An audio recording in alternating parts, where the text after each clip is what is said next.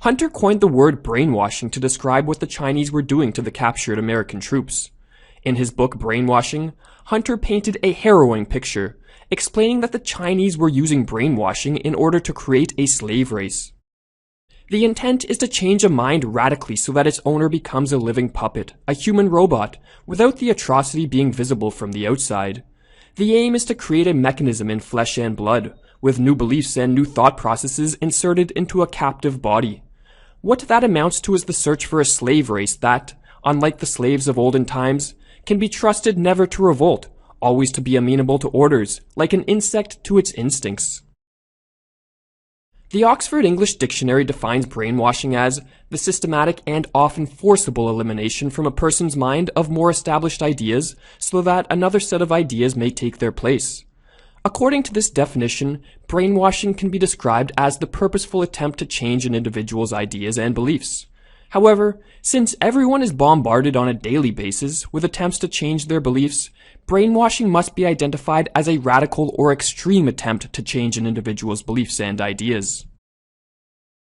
As Kathleen Taylor pointed out in her book Brainwashing, The Science of Thought Control, the extremity of brainwashing can be elucidated by identifying two distinct characteristics unique to the victim of brainwashing. Firstly, one who is brainwashed adopts new beliefs and ideas that are drastically different from, and often completely antithetical to, their previous beliefs. Secondly, the brainwashed victim doesn't adopt these new beliefs gradually over a period of months or years, but instead in a very short time span, and a lot of the time even instantaneously. The 20th century British psychiatrist William Sargent noted that when contemplating the phenomenon of brainwashing, he came upon a stunning idea. Sargent hypothesized that the victim brainwashed for political purposes is no different in kind from the therapy patient whose beliefs are radically changed by a therapist, or from the religious convert who is suddenly shown the light by a priest. All three individuals undergo a sudden conversion, and thus, Sargent reasoned, all three cases must be capable of being rendered intelligible by the same underlying physiological and psychological processes. Assuming the truth of Sargent's hypothesis, the quest to understand how an individual can be brainwashed for political purposes becomes a much broader and more important quest. It becomes the quest to understand how ordinary individuals can be convinced by therapists, priests, politicians, or whomever else to radically and instantaneously transform not only their deepest beliefs and ingrained attitudes, but their very identity and way of life. In dwelling on this question, Sargent found the work of the 20th century Russian physiologist Ivan Pavlov especially enlightening. Pavlov won the Nobel Prize in 1904 for his research on the physiology of digestion, but later in his life he turned his attention to study the nervous system of animals. Such research in fact directly influenced the brainwashing techniques utilized by the Russians and Chinese in the 20th century.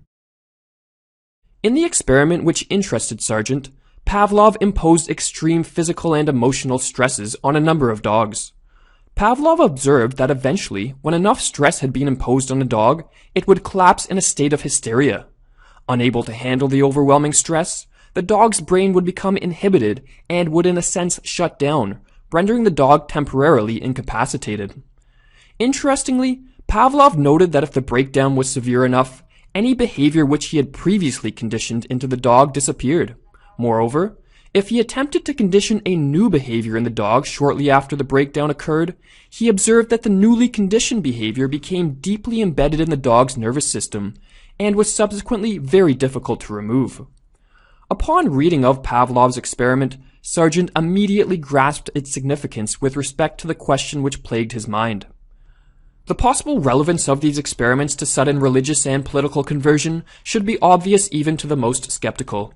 Pavlov has shown by repeated and repeatable experiment just how a dog, like a man, can be conditioned to hate what it previously loved, and love what it previously hated.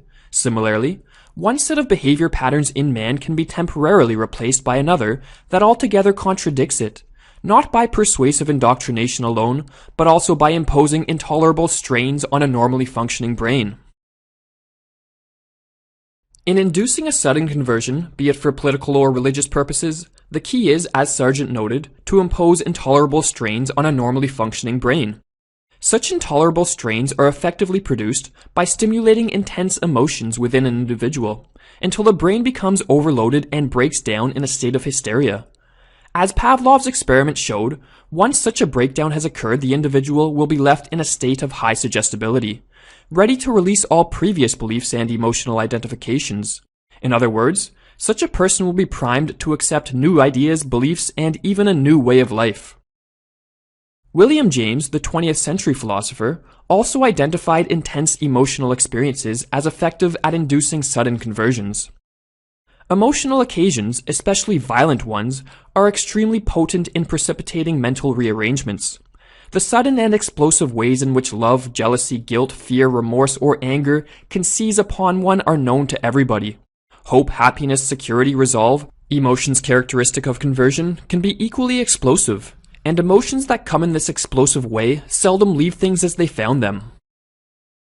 Nearly 200 years before Pavlov conducted his experiments, which would display to modern brainwashers the importance of stimulating intense emotions in their victim, John Wesley, an Anglican cleric and founder of the Methodist movement, intuitively grasped the importance of stimulating emotions in the proselytizing process.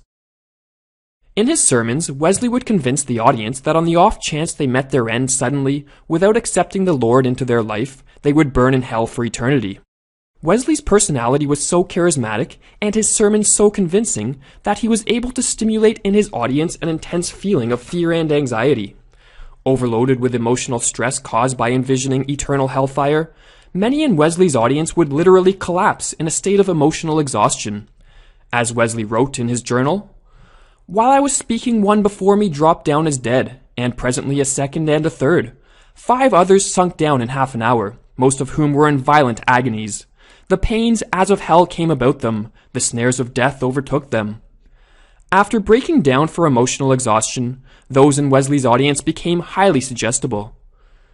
Wesley took advantage of this state by offering his potential converts the possibility of saving their soul by walking the path to salvation. As he wrote, "In their trouble we called upon the Lord, and he gave us an answer of peace. One indeed continued an hour in strong pain, and 1 or 2 more for 3 days. But the rest were greatly comforted in that hour, and went away rejoicing and praising God." Through this technique of emotionally debilitating individuals with fear and then offering them salvation, Wesley was able to obtain innumerable converts. While the inducement of emotional collapse can be used by political and religious leaders for the purpose of brainwashing individuals or attaining converts, emotional breakdowns also have potential therapeutic value. As a psychiatrist, Sargent championed the technique of purposely stimulating feelings of anger and anxiety in neurotic patients until an emotional collapse erased from their nervous system the neurotic thoughts and behaviors which had previously plagued them. However, while such a technique can be used for therapeutic purposes, Sargent recognized that in the wrong hands such a technique is used to control, manipulate, and exploit individuals. And in the hands of those who lead society, and thus have power over the population, it can be a tool used for the purpose of mass brainwashing. Throughout history, fear has been used as possibly the chief means of social control. The Nazis readily instigated fear among the masses, continually stating that the Jews would, given the chance, annihilate the entire German population. For example, Hitler once warned the German people that the Jewish capitalist world enemy that confronts us has only one goal: to exterminate Germany and the German people. In the modern day, things have not changed. Modern governments release daily reports of grave threats to national security, or of potential terrorists conjuring up plans to destroy us all. President George W. Bush once instilled fear into the population with the following warning: "The terrorist directive commands them to kill Christians and Jews, to kill all Americans, and make no distinctions among military and civilians, including women and children." The purpose of these warnings and daily news reports is to instill in the average citizen a state of continual fear. This state of fear, as we have seen throughout the lecture, renders the average citizen highly suggestible, and increasingly ready to accept any government policy which promises safety from these dreadful threats. H.L. Mencken wrote that, "The whole aim of practical politics is to keep the populace alarmed, and hence clamorous to be led to safety, by menacing it with an endless series of hobgoblins, all of them imaginary." Although we are all bombarded with attempts to transform us into continually fearful, anxious, and thus highly suggestible sheep, Sargent had some wisdom to impart to us. When subjected to these fear-provoking news reports and warnings of enemies who want to kill us all, Sargent stated that the best attitude to adopt is not fear, anger, or indignation, but instead indifference mixed with a bit of laughter over the ridiculousness of such attempts. Whoever can be roused either to fear or anger by politician, priest, or policeman is more easily led to accept the desired pattern of cooperation, even though this may violate his normal judgment. The obstacles that the religious or political proselytizer cannot overcome are indifference or detached, controlled and continued amusement on the part of the subject at the efforts being made to break him down, or win him over, or tempt him into argument. The safety of the free world seems therefore to lie in the cultivation not only of courage, moral virtue, and logic, but of humor which produces the well-balanced state in which emotional excess is laughed at as ugly and wasteful. Diekman observes that in childhood, a person's family life molds and prepares their expectations for adult life. When people join groups as adults, an informal family structure can still be detected. Certain members of groups naturally become dominant, adopting parental roles, while others become subordinate, adopting child roles. In most groups, these are usually quite faint, and what we would describe as leadership and agreeability. Psychiatrists have long known the power that groups can have over their members, and Diekman proposes this is due to a dependency that develops within some groups, and supports this with references and work from various other psychologists. Diekman speculates that this is likely to have come from a reason rooted in evolutionary psychology. Quote, "Human survival has been enhanced by the tendency for families to combine in bands or tribes for mutual protection and support. As banishment from the larger group could endanger an individual's survival, an acute sensitivity to the group's wishes and requirements probably carried an evolutionary advantage.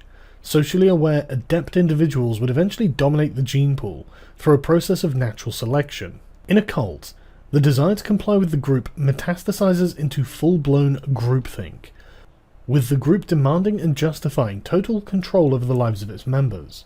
Cults often discourage or disrupt married couples and their families to sever existing dependencies, incentivizing the individual to become increasingly dependent on the group. This commitment to the group becomes emotionally gratifying. Acceptance by the group becomes uplifting and nurturing, engendering a feeling of safety, security, and homeliness. Cults often reinforce this by use of altered states of consciousness, such as praying, chanting, meditation, singing, dancing, sleep deprivation, or substances. Cult behavior is at its most pernicious when operating on people who have no friends or contacts outside of the group. In these situations, the group has total control over its members, who are hopelessly dependent on the cult for emotional and economic support. All cult leaders are authoritarian. It's easy for an authoritarian leader to encourage cult behavior, to strengthen their own position and solidify the cohesiveness of the group they command. A willingness and desire to obey the leader, the parent figure, will be rewarded with approval and benefits, which gives a strong incentive to group members. The leader is usually respected for their admirable qualities and accepted despite their less admirable ones. Cult leaders enhance their reputation by suppression of less desirable information and the constant emphasis of their virtues.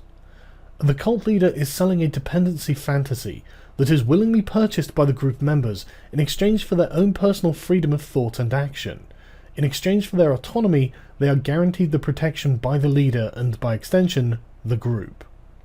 The cult leader is afforded a special status due to the burden of responsibility put on them by their followers. This plays into the fantasy of infallibility that the group derives security from, and buttresses the leader's power over them, so that any defense of the leader, no matter how obviously contrary to reality, can be justified. Quote, "When a leader's actions conflict with the group's principles, standards, or values, followers may twist words and meanings to reduce cognitive dissonance and maintain the fantasy." Diekman describes the process as Orwellian doublespeak, used to justify the otherwise negative actions of the leader in order to preserve the more important myth of their absolute power and goodness. Quote, "A leader's role is more complex than it might appear. As powerful as he or she might seem, a leader is also the captive of the group, and may not fail the group's expectation or waver on the pedestal. If a leader does, the group may annihilate him. The leader, as much as the group members, wishes to believe that an omnipotent, perfect parent is possible, and when the person assumes the mantle, he or she participates in the fantasy as faithfully as does the follower. The power a leader has over the followers is not only based on fear. The leader uses the group members' idealism, usually made as an appeal to the greater good. Often this is couched in hypothetical, abstract or metaphysical terms, such as structures, systems or demographics, and plays directly on an emotional desire to do good over evil. Quote, "This appeal to the perception of larger reality, to unsatisfied idealism, and the wish for meaning, can be very powerful and can be put to good or bad use. The leader empowers the group by giving them a source of confidence and righteousness that enables them to delegitimize dissenting points of view through the air of authority the leader carries.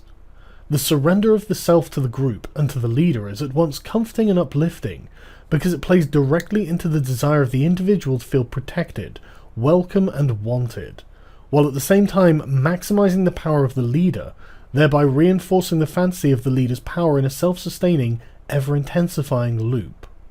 Quote, "There is no place in such groups for reasoned, independent judgment, no free will, no responsible choice, only literal adherence to sacred texts as selected and interpreted by the church leader or organization. With surrender, the authority of the leader is maximized. The follower feels relieved of uncertainty and choice and can experience the bliss of someone who has returned home."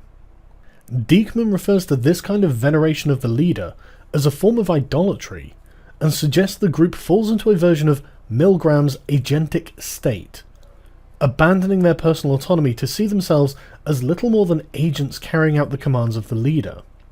The mythology the disciples build up around the leader is, of course, almost entirely fiction.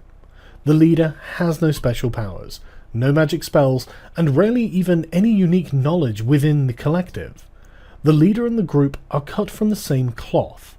The flock has made a shepherd of one of the sheep. The allure of the cult is the fantasy of security, which is deeply entwined with the sense of togetherness and belonging.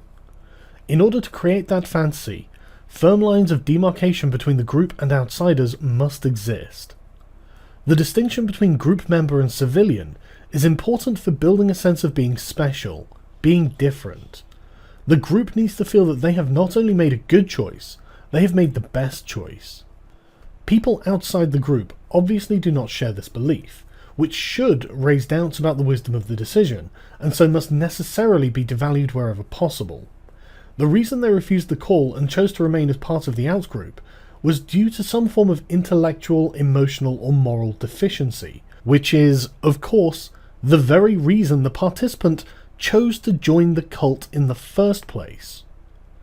Dieckmann believes this stems from the childlike desire of the followers to have their parental figure be the most powerful and wise, to maximize the feeling of protection for members of the group. They feel comfort and bliss that calms their anxieties. Partisan cult behavior is so common, people hardly realize they're doing it.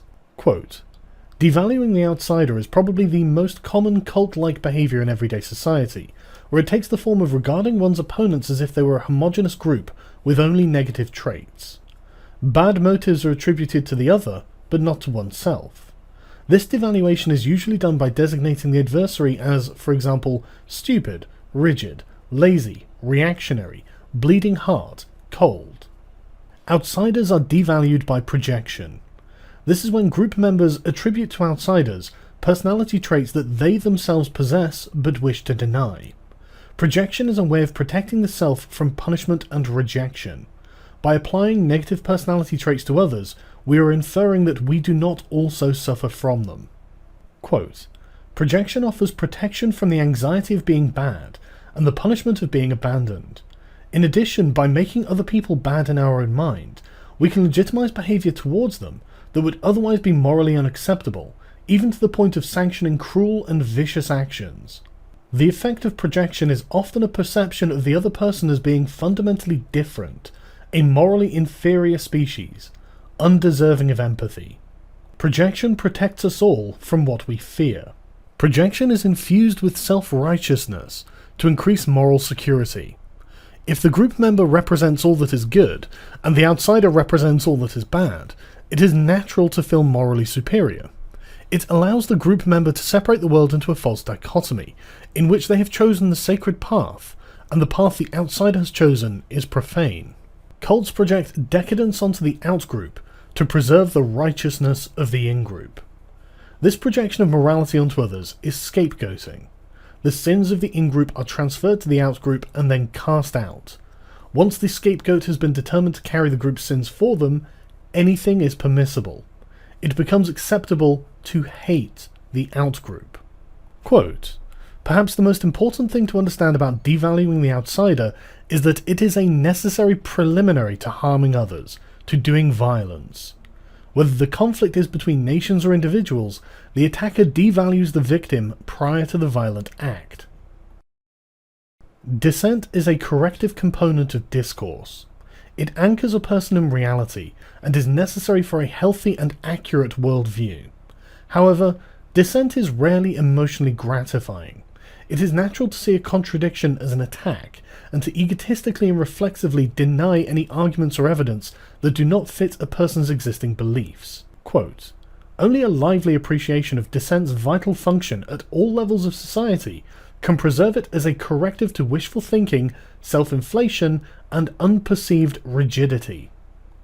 A cult is a group fantasy, created and maintained around specific beliefs for the emotional protection of its members. If information or opinions exist that contradicts the dogma or goals of the group, the only protective measure the group can take is suppression. Thus, the core philosophy of the group becomes rooted in the distortion, if not outright fabrication, of reality. This censorship does not have to be as overtly authoritarian as one might imagine. Quote, "Reality may be distorted by simply screening out dissenting views, without the outright censorship seen in totalitarian countries. Reality may be distorted by giving great prominence and validity to the established view, while devaluing dissenters and making them marginal." Partisan groups often fall into cult behaviours, and find it particularly easy to ignore outside views. When the group has an agreed-upon dogma, to indulge outside perspectives brings in unnecessary doubt.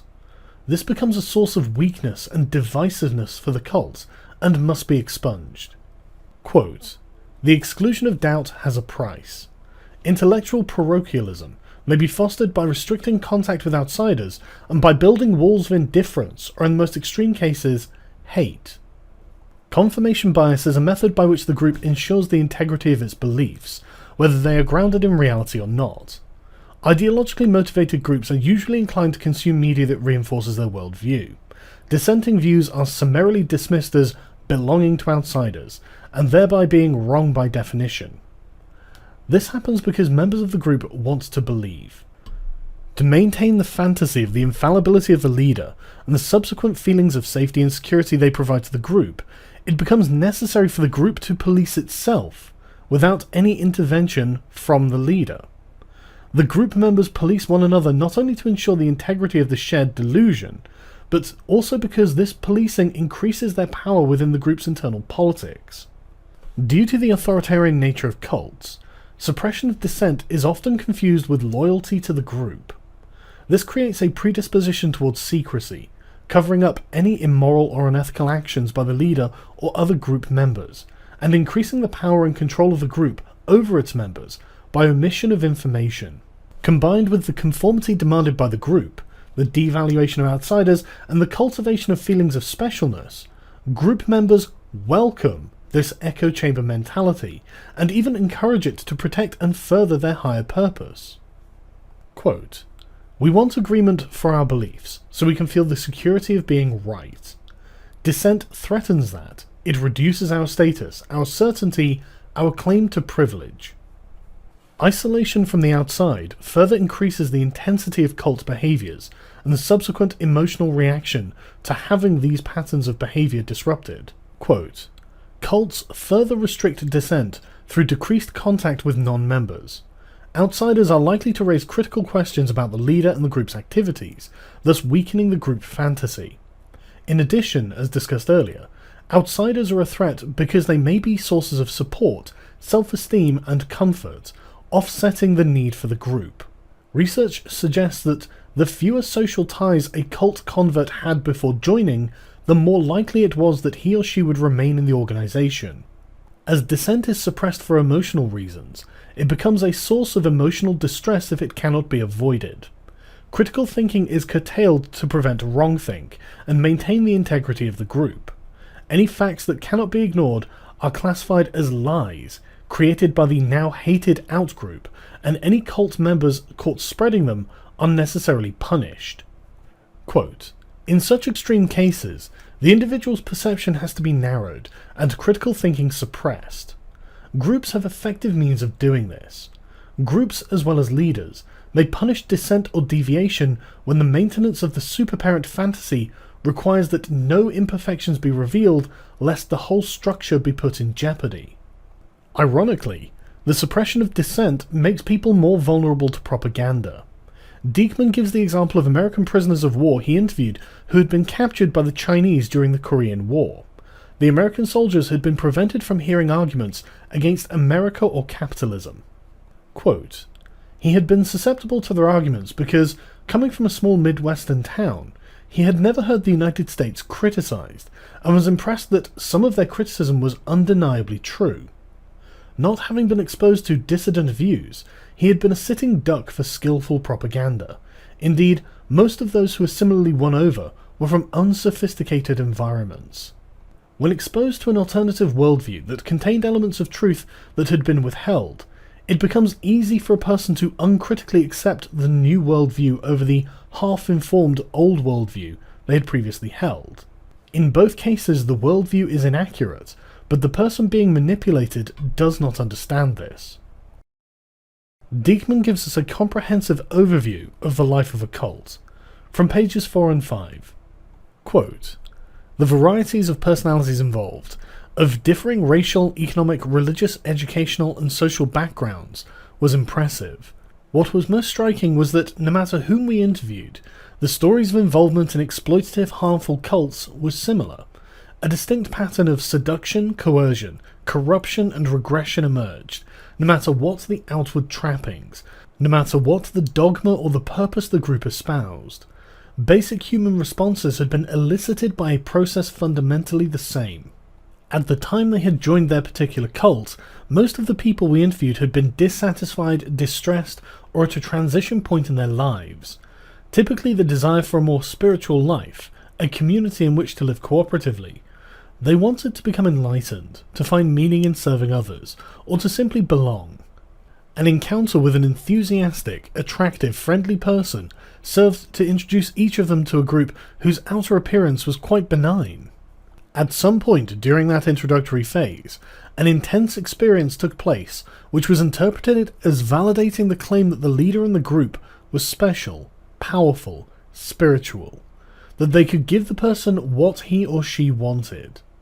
This experience might have been an altered state of consciousness, induced by the leader via group meditation, chanting, or laying on of hands, a powerful therapeutic experience, or just a wonderful feeling of being accepted and welcomed, of coming home.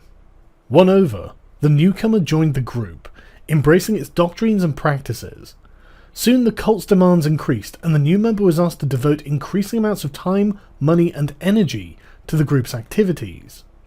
These demands were justified as necessary to fulfill the group's goals. Willingness to comply was always interpreted as a measure of the recruit's commitment and sincerity.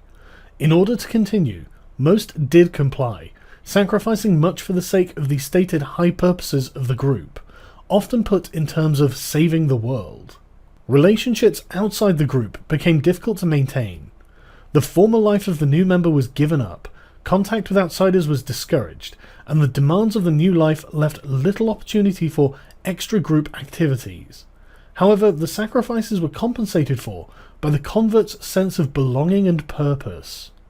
The group and leader, at least initially, gave praise and acceptance. Gradually, however, an iron fist was felt. Deviation from group dogma brought swift disapproval or outright rejection. The message to the convert became clear. What the group had given, the group could take away.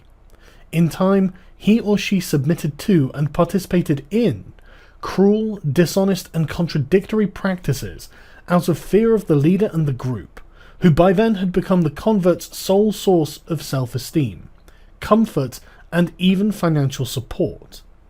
Actions that had conflicted with the convert's conscience were rationalized by various formulas provided by the leader. Critical evaluation of the leader and the group became almost impossible, not only because it was punished severely, but also because the view of reality presented by the cult has no challenges. Discordant information was excluded from the group's world. Exploitation intensified, and the recruit regressed into a fearful submission.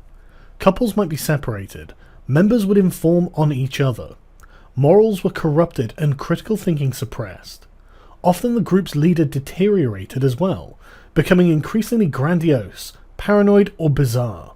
In most cases, paranoid thinking tended to mark the entire cult and reinforce the group's isolation. Our witnesses told of how, eventually, the demands became unbearable. A mother might be told to give up her child or her husband, or a spouse directed to take a different sexual partner. Although often the person would agree to the new requirement, sometimes he or she would not. In such cases, when the member finally refused to comply with the leader or group's demands, he or she left precipitously, often assisted by a person outside with whom some contact and trust had been maintained. Leaving a group was a flight, because the group's reaction was known to be severe and punitive. Apostates were excommunicated. Throughout the movie, Christian Grey engages in what's known as thought reform, otherwise called indoctrination, as he seduces the young Anastasia Steele throughout the movie. And when I say indoctrination, I mean that Grey follows the exact steps that real-life cults use to brainwash innocent people. The same steps cults use to get people to drink poisonous Kool-Aid or worship this guy who said that aliens gave him a pair of sex robots. Seriously. Except Grey wants to, spank Anastasia really hard. That's it, really. She asks to see how bad it gets, and he just spanks her with a belt. Kinda expecting more from a guy with ropes, chains, and whips everywhere. Don't believe me? Well, let me show you just how 50 Shades of f***ed up this gets. I still can't believe that is the signature line from the movie and books. 50 Shades of... God, roll credits. Ding! Stealing another channel's cliche. As I just mentioned, thought reform is a kind of indoctrination, defined as a series of manipulative techniques used to get people to do something they wouldn't otherwise do. And when you consider that the entire plot of the movie is one guy getting one girl, a girl who has never had sex, mind you, to sign a kinky sex contract dictating all the things he's gonna do to dominate her, yeah, there's a little bit of that going on. But before we get into the specific cult-like steps that Grey follows, let's take a second to meet our victim. 21-year-old Anastasia Steele. She's an immensely shy college senior, a loner, organized group activities aren't really my thing, who only owns one skirt and Still uses a flip phone in 2015. She lacks self-confidence. I don't think I'd fit in here. Look at me. Is unassertive, and honestly, outside of that, There's really not much to know about me. and with her about to graduate, she's entering a very vulnerable part of her life with no clear direction on what to do next. She is, in short, the perfect subject for thought reform. Though cults will target anyone, researchers generally agree that those who are most susceptible are individuals who are ignorant, unassertive, gullible, and lack self-confidence, all traits that we see throughout Anastasia's first scenes with Grey. And I'm not the only one to notice. Christian knows her type very well. You said you're an English major? Tell me, was it Charlotte Bronte, Jane Austen, or Thomas Hardy who first made you fall in love with literature? And this is a man who explicitly states earlier that very scene that he knows how to manipulate people. And I've always been good at people. What motivates them, what incentivizes them, what inspires them. So immediately we're presented with a young, poor, unconfident girl looking for answers, being courted by an older, confident billionaire. The power dynamic for indoctrination is certainly there, which means we should look at the progression cults use as they indoctrinate new members. For that, we can follow a convenient 8-step process. Yes, there's actually a standard psychological step-by-step guide for building your very own cult. It's kind of like building an IKEA coffee table, but easier because there's none of those funny little L wrenches. Host of Really Smart Web Series pretends not to know the name of these wrenches. Which I know are called Allen wrenches, thank you very much. Never mind. Anyway, the general philosophy about cult indoctrination is built on getting your target, in this case Anastasia, to get into the habit of saying yes. First to small harmless things, which gradually over time become bigger, more extreme, sex-slavey things. It's the classic story of frogs being placed into hot water. If you turn up the temperature slowly enough, the frogs never leave the pot until they boil to death. So, how does Anastasia boil? Let's see. Step 1. The cult recruiter gets the target to say yes to a non-threatening event. It can be anything from a workshop to a poetry reading to a party. For Anastasia, there are a couple early yeses. She takes Christian's offer of the pencil in the interview, she takes the business card at the hardware store, but the first big yes comes when Anna agrees to have coffee with Christian for the first time. It's the first time they're meeting independent of other reasons, just to spend time together. But it's just coffee, that's normal, you're thinking. Telling the audience what they're thinking cliché. And yes, you're right, it is just coffee. If a cult were to just come out and say, hey, you there, cut off all your ties with your loved ones and jump aboard our space love comet, then you'd probably run away immediately. Same thing with Gray. It's a slow burn. He can't just be like, butt plugs, activate, and expect that to work. I mean, you gotta at least buy me a drink first. And that's exactly what he does. But it's at this coffee when the next phase of Anna's indoctrination begins. The love bomb. No, we're not talking about a hippie's nuclear strategy. This is when the cult showers attention, praise, even gifts onto the target. Basically, they're trying to create a positive association in the target's brain between the cult and feeling good. That way, when the opportunity to spend time together comes up again, the target will be more likely to say yes. In 50 Shades, starting with that coffee, Gray turns his charm beam fully onto Anna, asking about her family, giving her food, and the next day, what does Anna find on her doorstep? A big steaming pile of love bomb in the form of signed first edition books by her favorite author, a gift that Anna recognizes must have cost a fortune. She's being showered with presents as Gray works to associate positive feelings with her thinking of him. And that's before he really cranks up the pressure with new clothes, computers, and even cars. Christian Gray be dropping love bombs all over this place. And with it comes phase 3 of his plan, dangling the prize right in front of her. For cults, that prize tends to vary from happiness to a sense of community and purpose to wealth or even the answers to the world's mysteries. It's the value for joining the cult. So what prize is Gray dangling in front of Anna? Well, it's his mini Gray, if you get what I mean. Cringe-worthy penis joke. It's him, at least to begin with. It's the promise of being loved by a sexy, rich, powerful man. Anna admits to being a romantic, so to find her Mr. Darcy, the billionaire brooder with a cold exterior and loving interior, is her dream. And Gray knows it. Twice, he almost kisses her, but then doesn't. The first time happens as they leave the coffee shop after a particularly romantic moment where he saves her from getting hit in the street. The second comes after he quote-unquote rescues her after a night of clubbing and drinking, a scene we'll talk about more later. In both instances, notice that he lingers, even after he says things like, I should let you go. He tempts her, but ultimately refuses the kiss that she clearly wants. This is an important step in Anna's indoctrination, as he's dangling the prize just out of her reach, until she gets to step 4. Soon after his second denial, he becomes more explicit, saying, I would like to bite that lip. Anastasia finally responds with, I think I'd like that too.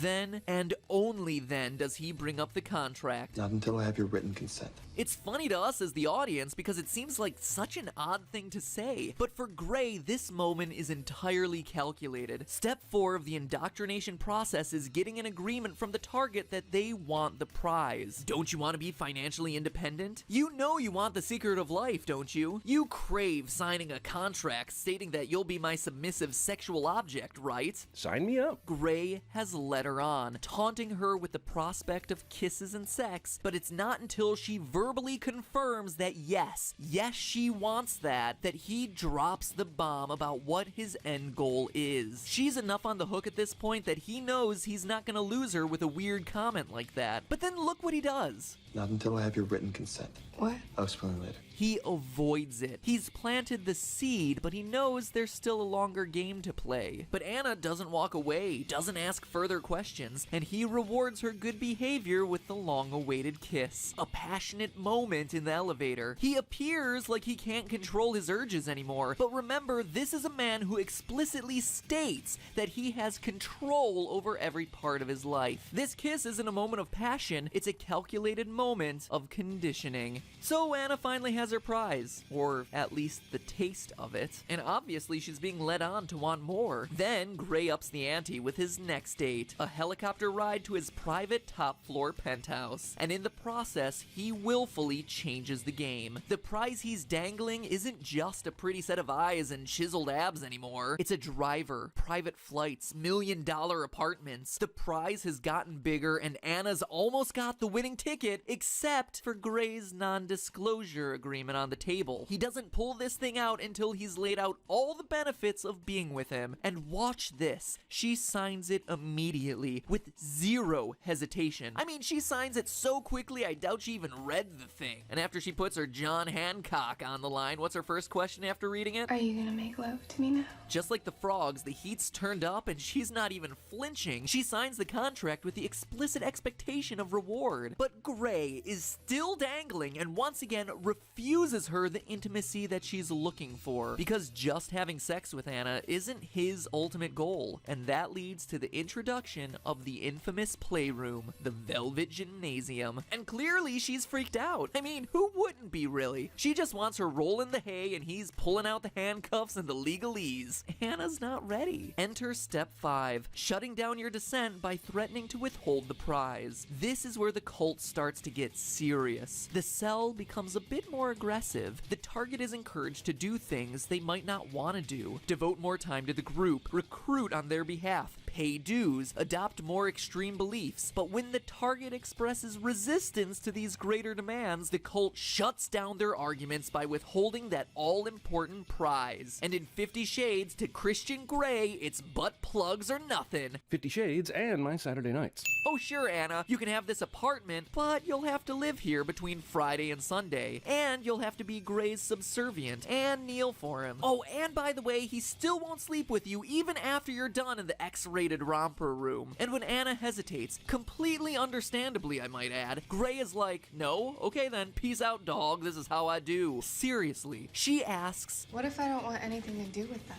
nope. Sorry, Gray has shut down her descent by threatening to withhold everything. No penthouse, no helicopter, none of that hickory-smoked Gray sausage. Not unless you sign that contract. Welcome to the cult. Oh, and then he finds out that she's still a virgin. You're still a virgin? And just to sweeten the pot, has sex with her. A power play all on its own, just so she can see what she'll be missing. And without getting too graphic, notice that he pleasures her, something he's made it very clear he's not interested in at all, as evidenced by this quote. Why would I do that? Please me. It's just a tactic he's using to sweeten the pot to make signing the contract a little extra special. Then it's on to step 6, the establishment of guilt. The target is in the door, so now what do you do to reprogram their thoughts? By shaming them, making them feel guilty for not appreciating the cult, its leaders, or its beliefs enough. Cult indoctrination techniques are starting to sound like my mother's parenting skills. What this does is break down the recruit's perception and replaces it with one approved of by the cult leadership. In Gray's case, he makes Anastasia feel guilty by saying things like, I've never taken anyone in the helicopter. I've never had sex in my own bed. she's the only one to have received this treatment and should feel special about this gift he's given her. He also tells his personal sob story, that he's broken, that he's 50 shades of effed up, making her feel guilty for questioning his tastes. He's just a poor wilting flower, and the strange shows. We repeatedly see Anna crying, on the phone, going to bed, conflicted about how she should be feeling. Is she wrong to be cautious of this man pushing her into a realm that she's not comfortable? Of course not. But those are the questions Gray wants her to be asking. It shows cracks in her resistance. That isn't love. That's the effects of calculated psychological torment. Step 7, the carrot and the stick. Let me cite this word for word from one resource on the subject. Behavior is reinforced by rewarding good behavior and punishing bad behavior. That's a direct quote. Now let's look at a quote from Christian after he reveals his playroom to Anastasia. I have rules. If you follow them, I'll reward you. If you don't, I'll punish you. That too is a direct quote. Need I say more? Obvious rhetorical question is obvious. Actually, yes. In psychology, this is called operant conditioning. Basically, it's using rewards and punishments to incentivize one type of behavior over another. Rewarding your dog with a treat because it rolled over? Operant conditioning. Giving your sex slave a new laptop because she survived a flogging? Operant conditioning. Expecting a sin every time you hear this ding?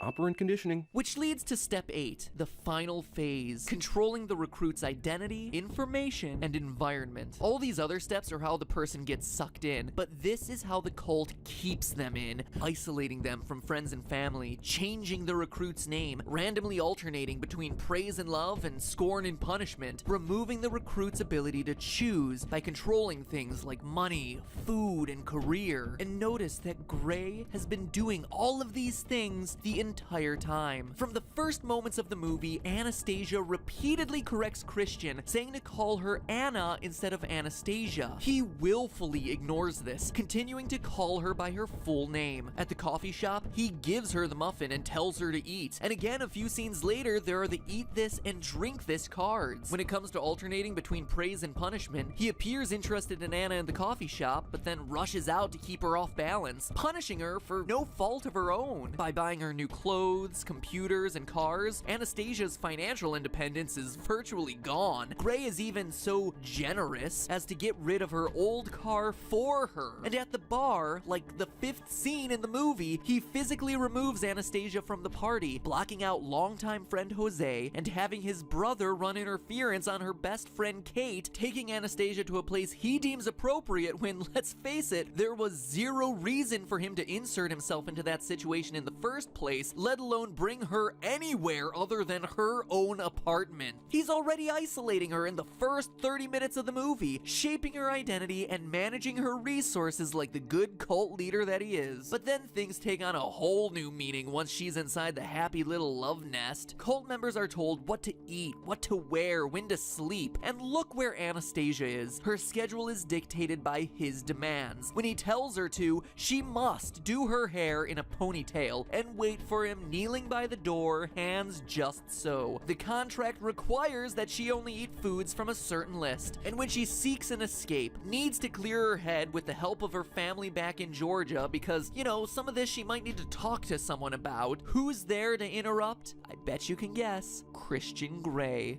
How romantic. In 1951, Eric Hoffer, a philosopher from San Francisco, published a book titled The True Believer.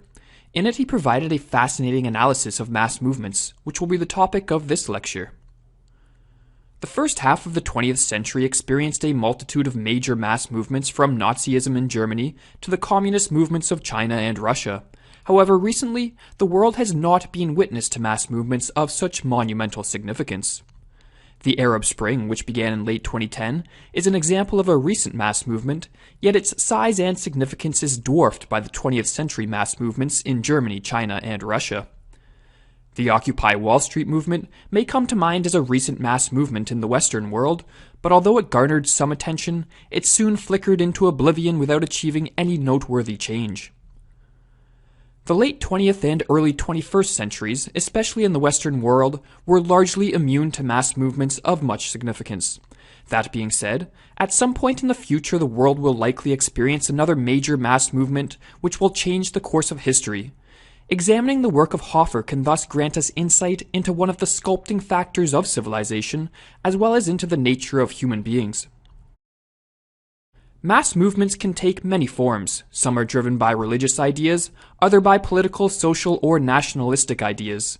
Hoffer, however, believed that whatever their type, all mass movements share certain common characteristics. All mass movements, he wrote, generate in their adherents a readiness to die and a proclivity for united action.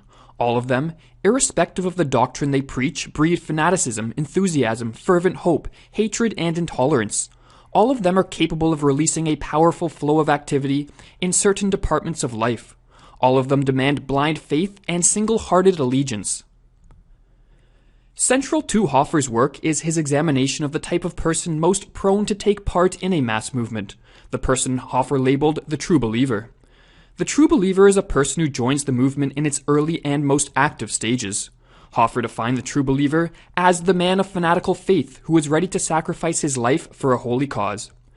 In his analysis of the true believer, Hoffer repeatedly emphasized that they are individuals characterized by a deep-seated frustration with life.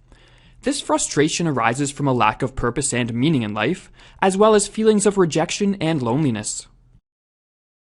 According to Hoffer, such individuals do not attribute their failures to their own shortcomings, but instead blame all their inadequacies on the state of society. Under the conviction that their lives would be fulfilled and joyous if only society were different, the true believer goes to work with impassioned energy and attempts to transform the society they believe is the source of their misery. Hoffer noted that this psychological tendency to view the state of society as responsible for one's lot in life is not confined to the frustrated individual. Even those who live fulfilling lives will often see their success as contingent on the current state of society, and not wholly the result of one's character and willpower. There is in us a tendency to locate the shaping forces of our existence outside ourselves. The difference is that those satisfied with their lot in life typically want to preserve the current state of society, while those disappointed with their life will often favor the radical change promised by a mass movement. But not all who are disappointed with their lot in life will be attracted to mass movements. In addition to disappointment, there must be at least a flicker of hope that things can be better. Hoffer suggested that those born into abject poverty and who struggle each day just to survive lack the necessary hope of a better existence, and thus do not believe that even a revolutionary mass movement could change their terrible lot in life. Instead of coming from the worst off in a society, true believers usually come from a group Hoffer called the New Poor. It is usually those whose poverty is relatively recent, the New Poor, Hoffer wrote, who throb with the ferments of frustration. The memory of better things is as fire in their veins. Another common characteristic of the true believer is that they are usually people who lack creativity. Hoffer pointed out that those who spend their days consumed in a state of creative flow, be they painters, writers, scientists, or artisans, even if they are poor, are very unlikely to be attracted to a mass movement. Rather, creativity acts as an antidote to the frustrations that can arise from poverty, instilling in the creative individual inner joy despite external hardships. Furthermore, creative activity also staves off boredom, or as Hoffer put it, there is perhaps no more reliable indicator of a society's ripeness for a mass movement than the prevalence of unrelieved boredom. In their earliest stages, mass movements are more likely to find sympathizers and support among the bored than among the exploited and oppressed. To a deliberate fomenter of mass upheavals, the report that people are bored stiff should be at least as encouraging as that they are suffering from intolerable economic or political abuses. While the existence of true believers is a necessary requirement for mass movements, Hoffer believed that the intellectuals of a society also have an important role to play in their emergence. The intellectuals must lay the groundwork of a mass movement, so to speak, and Hoffer identified 4 ways that they typically do this. By discrediting prevailing creeds and institutions, and detaching from them the allegiance of the people. By indirectly creating a hunger for faith in the hearts of those who cannot live without it, so that when the new faith is preached, it finds an eager response among the disillusioned masses. By furnishing the doctrine and the slogans of the new faith, by undermining the convictions of the better people, those who can get along without faith, so that when the new fanaticism makes its appearance, they are without the capacity to resist it. The role of the intellectuals is so important that it is only after they have done their work that the great leader can enter, prey on the emotions of the disenchanted, and shape them into the cohesive whole which is characteristic of all mass movements. Once the stage is set, wrote Hoffer, the presence of an outstanding leader is indispensable. Without him, there will be no movement. One of the main reasons why an outstanding leader is indispensable for a mass movement is that the leader unifies potential true believers together into a crowd. Hoffer pointed out that the most utilized and effective way to do this is to arouse hatred in the crowd by creating a common enemy, whether real or fictional, who the leader blames for all the failures and frustrations experienced by true believers. This hatred pulls the true believers together, as nothing instills the feeling of brotherly love better than a common enemy. Hatred is the most accessible and comprehensive of all unifying agents. It pulls and whirls the individual away from his own self, makes him oblivious of his weal and future, frees him of his jealousies and self-seeking. He becomes an anonymous particle quivering with a craving to fuse and coalesce with his like into one flaming mass. Mass movements can rise and spread without belief in a god, but never without belief in the devil. Interestingly, Hoffer was adamant in his assertion that individuals join mass movements not for reasons of self-advancement, but for what he called self-renouncement. A mass movement, particularly in its active revivalist phase, appeals not to those intent on bolstering and advancing a cherished self, but to those who crave to be rid of an unwanted self. A mass movement attracts and holds a following not because it can satisfy the desire for self-advancement, but because it can satisfy the passion for self-renunciation. Those who crave self-renunciation are those who cannot envision creating a better life for themselves. Hence, what they desire is not freedom, for to be free means that one is responsible for one's life. On the contrary, Hoffer asserted that those who join mass movements desire to escape what they feel as the overwhelming burden of freedom. They want freedom from the fearful burden of free choice, Hoffer wrote, freedom from the arduous responsibility of realizing their ineffectual selves and shouldering the blame for the blemished product. They do not want freedom of conscience but faith, blind authoritarian faith. It is not the wickedness of the old regime they rise against, but its weakness, not its oppression, but its failure to hammer them together into one solid, mighty whole. This desire and willingness to sacrifice virtually all of one's freedoms and in many cases even one's life to a cause provides the leaders of a mass movement with the capability of instituting significant social change. However, with such change, there are always people who are made significantly worse off by the mass movement. The question arises as to why those who are negatively affected by mass movements seldom fight to protect the state of affairs they favor with the same passion as those who fight for change. And we will conclude this lecture with Hoffer's thought-provoking answer. One of the rules that emerges from a consideration of the factors that promote self-sacrifice is that we are less ready to die for what we have or are than for what we wish to have and to be. It is a perplexing and unpleasant truth that when men already have something worth fighting for, they do not feel like fighting. People who live full, worthwhile lives are not usually ready to die for their own interests, nor for their country, nor for a holy cause. Craving, not having, is the mother of a reckless giving of oneself.